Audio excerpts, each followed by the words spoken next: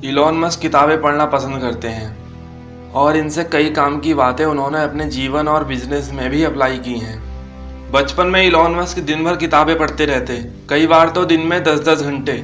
उन्होंने इंसाइक्लोपीडिया के 2 सेट्स भी पढ़े हैं, जिससे उनको अनुभव हुआ कि कैसे 2 भिन्न फील्ड के कॉन्सेप्ट्स को एक साथ जोड़ा जा सकता है। इसका प्रमाण उनकी डिग्री से भी मिलता है। एक डिग्री फिजिक्स में है तो दूसरी इकोनॉमिक्स में।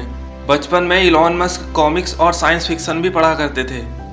ये दोनों इतनी खास क्यों हैं? क्योंकि ये दोनों पढ़ने के लिए आपको इसमें पूरी तरह घुलना पड़ता है। जो कहानी में हो रहा है वो वास्तव में तो है नहीं, उसे इमेजिन करना पड़ता है, वो दृश्य देखने पड़ते हैं और वो आवाज़ें भी महसूस करनी पड़ती हैं। जिनको ऐसे पढ़ने का अभ्यास होता है वो दूसरों से बेहतर तरीके से नई चीज़ें सीख सकते हैं, क्योंकि उन्हें पढ़ते समय कल्पना करने का अभ्यास होता है।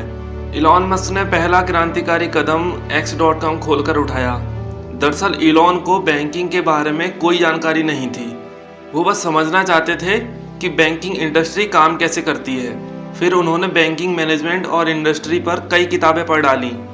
ऐसा ही SpaceX शुरू करने से पहले किया। उन्होंने सोवियत यूनियन का रॉकेट मैनुअल पढ़ा, कुछ किताबें दोस्तों से जुटाईं और उनका महीनों तक अध्ययन करते रहे। इलॉन मस्क कहते हैं कि एक साइंस फिक्शन नॉवल थी आइजैक एसिमोव की द फाउंडेशन ट्रायोलॉजी, जिसका मुझ पर बहुत प्रभाव पड़ा। उसमें लेखक लिखते हैं कि हमको जीवन में वो काम करना चाहिए जो ह्यूमन सिविलाइजेशन को आगे बढ़ाए। इलॉन मस्क का ह्यूमन सिविलाइजेशन पर फोकस करने का कारण यही है।